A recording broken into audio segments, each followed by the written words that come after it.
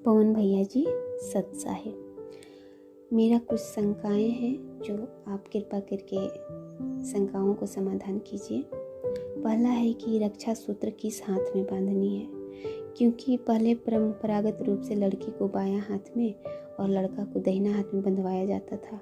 इसमें गुरु जी का क्या आदेश है। दूसरा है कि घर में शादी है और सभी अनुपदेशी हैं, तो क्या कपड़ा खरीदने में हम सहयोग दे सकते हैं।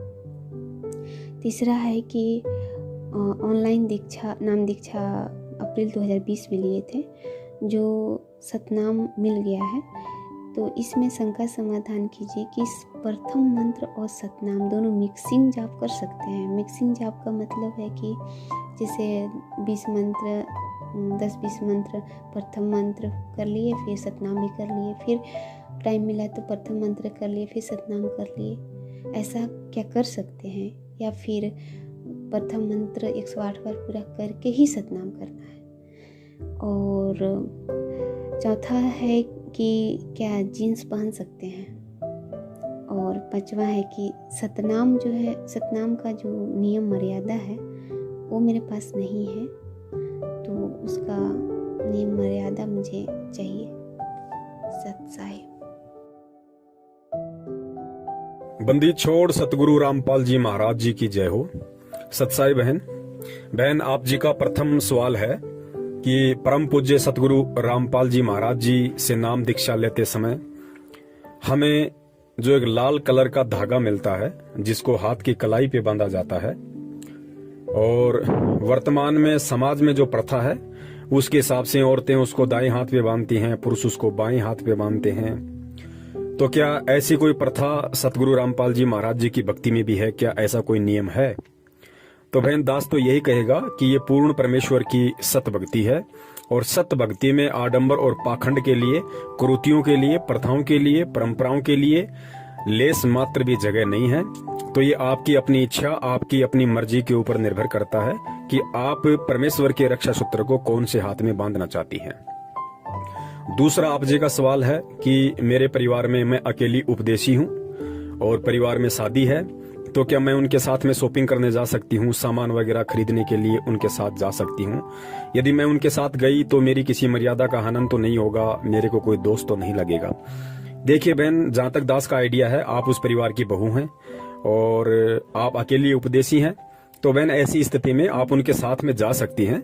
मार्केट में, बाजार में कोई भी चीज खरीदने के लिए, शॉपिंग के लिए आप जी अपनी सास के साथ में, अपने पति के साथ में, ननद के साथ में, देवरानी जेठानी के साथ में आप जी जा सकती हैं। जाने में किसी प्रकार का कोई दोष नहीं है, लेकिन ध्यान इतना रखना कि वो दुल्हा या दुल्हन के लिए जो भी ड्रेस खरीदें, जो भी वो लोग ज्वेलरी खरीदें, आप उसमें अपनी सहमति मत देना। आप अपनी इच्छा मत बताना कि जी ये वाला अच्छा नहीं है, ये वाला ले लो।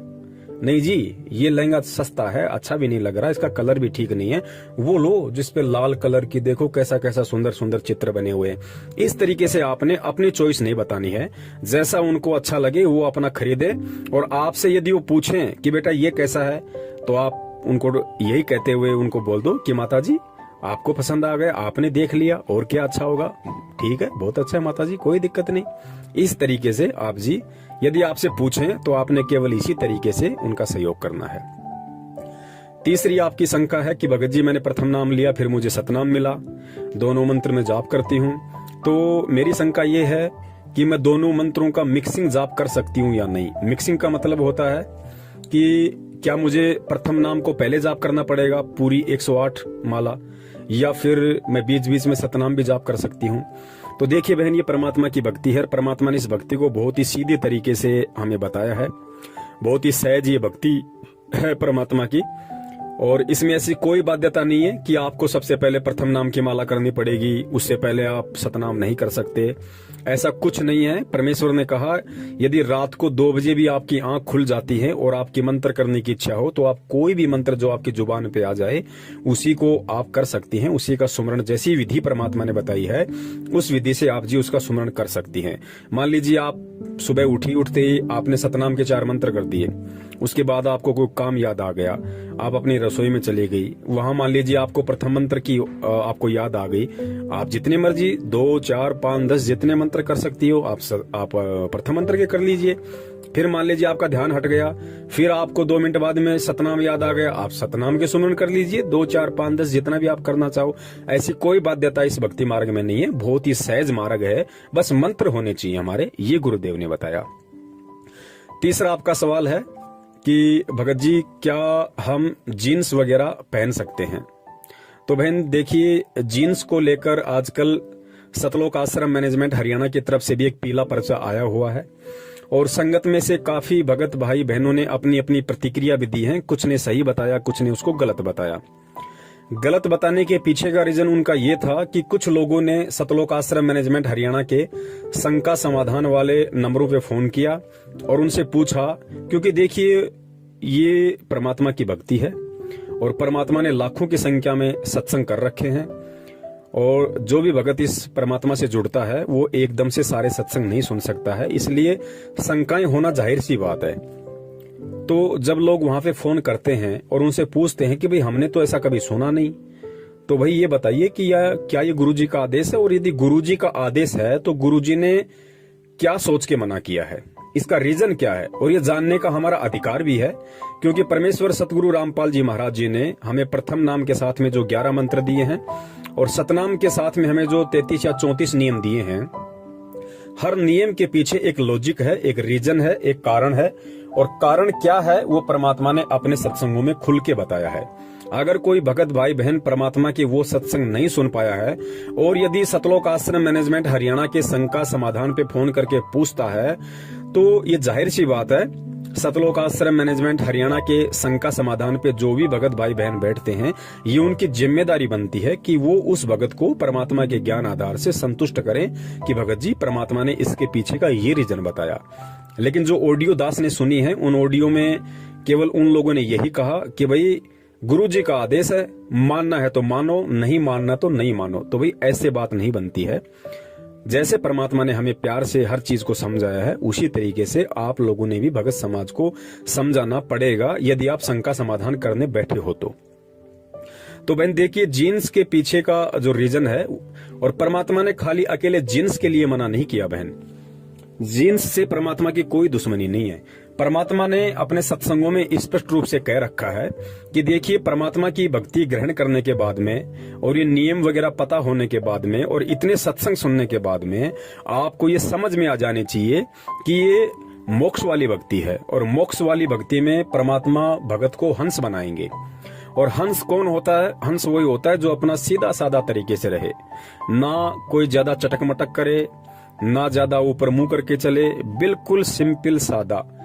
परमात्मा कहते हैं साधु सोई जो सीधा चाल है। तो हमें हर तरीके से हमने भगत बन के रहना होगा। परमात्मा ने बताया कि भगत का बोलना, भगत का चलना, भगत का उठना, भगत का बैठना, भगत का पहनना एक बिल्कुल सभ्य होना चाहिए। उनके भगत के उठने, बैठने, चलने, बोलने में भी कहीं कोई अश्लीलता नजर नहीं आनी चाहिए, किसी भी प्रकार की कोई असभ्यता नजर नहीं आनी चाहिए। तो आजकल समाज का जो बिगड़ा हुआ रूप है और जिस कदर कपड़ों को लेके जो अश्लीलता समाज में फैली हुई है, उससे बचाने के लिए परमात्मा ने अपने भगत को ये आदेश दिया हुआ है कि भाई आप मेरे बच्चे हो, आप परमात्मा के बच्चे हो, और परमात्मा के बच्चे ने केवल परमात्मा को प्रसन्न करना होता है। और परमात्मा किन बातों से प्रसन्न होता है ये भी गुरुदेव ने सत्संगों में बताया है कि परमात्मा केवल अपने भगत के सीधेपन से और साधेपन से प्रसन्न होता है। हम परमात्मा को होठ लाल करके, हम परमात्मा को बाल काले करके, या हम परमात्मा को मेकअप करके, फेशियल करके, या सोना पहन के, चांदी पहन के, तड़क भड़क वाले कपड़े पहन के हम परमात्मा को 7 जन्म में भी खुश नहीं कर सकते। परमात्मा प्रसन्न होता है भक्ति से, सीधेपन से, और जो नियम परमेश्वर ने दिए हैं उन मर्यादाओं में रहते हुए परमात्मा की भक्ति करते रहने से। तो हमें बहुत ही सीधे और सिंपल तरीके से हमने चलना होगा। हमारे जो कपड़े हैं बहुत ही वो सभ्य तरीके वाले होने चाहिए, उनमें कहीं भी किसी भी प्रकार की कोई भी अश्लीलता नहीं दिखनी चाहिए। तो आजकल बाजार में जिस प्रकार से टाइट जींस आती हैं, या जो टाइटी आती है, जो एक पजामी टाइप की आती हैं जिसको माता बहनें पहन लेती हैं, और ऊपर भी बहुत सारे ऐसे कपड़े आते हैं मार्केट में जो बिल्कुल टाइट होते हैं, जिनमें माता बहनों के अंग बिल्कुल मतलब स्पष्ट रूप से दिखाई देते हैं। तो गुरुदेव ने बताया कि बेटा देखो, यहाँ पे ये काल भगवान का लोक है, और यहाँ पे नर और मादा दो हैं और ये दोनों अपोजिट सेक्स हैं और तीनों गुणों में से रजोगुण का प्रभाव यहाँ पे सबसे ज्यादा है। तो परमेश्वर ने बताया कि देखो, यदि आप इस तरह के कपड़े पहनोगी जो आपके अंगों का प्रदर्शन करे, एक अश्लीलता दर्शाए, तो सामने वाला व्यक्ति जो भी आपको देखेगा उस व्यक्ति के मन में हलचल शुरू होगी, क्योंकि काल का लोक है। पांचों विकार यहाँ पे सबके अंदर है, चाहे भगत हो चाहे जगत हो। एक परमेश्वर सतगुरु रामपाल जी महाराज जी को छोड़ के इन पांचों विकारों से, तीनों गुणों से कोई भी व्यक्ति यहाँ पे अछूता नहीं है, चाहे वो उनकी 20 साल से भक्ति कर रहा हो चाहे 50 साल से भक्ति कर रहा हो। तो परमात्मा ने बताया आपने कोशिश करनी है कि आपने किसी भी प्रकार से, माता बहनों ने जो परमेश्वर सतगुरु रामपाल जी महाराज जी की शिष्या हैं, उन्होंने ऐसे किसी भी प्रकार के कपड़े नहीं पहनने जो टाइट हों, जो आपके अंगों को प्रदर्शित करते हों, जो अश्लीलता दर्शाते हों, जिससे दूसरे व्यक्ति का मन विचलित होता हो। देखो पुण्यात्माओं, जब कोई ऐसी किसी माता बहन को देखेगा जिसने टाइटी पहन रखी है, जिसने बहुत टाइट जीन्स पहन रखी है, ऊपर के कपड़े बहुत टाइट पहन रखे हैं या छोटे कपड़े पहन रखे हैं, तो जाहिर सी बात है पांचों विकार यहाँ सबके अंदर हैं। चाहे जगत हो चाहे भगत हो, ये सच्चाई सबको पता है, चाहे कोई कहे या ना कहे, ये उस भगत की अपनी मर्जी। तो सामने वाला उन चीजों को देखेगा, ऐसे कपड़ों में जब हमारी माता बहनों को कोई देखेगा जो परमेश्वर की भगत हैं, तो बहन सामने वाले व्यक्ति के मन में उन तीनों गुणों का प्रभाव, पांचों विकारों का प्रभाव तुरंत हो जाता है।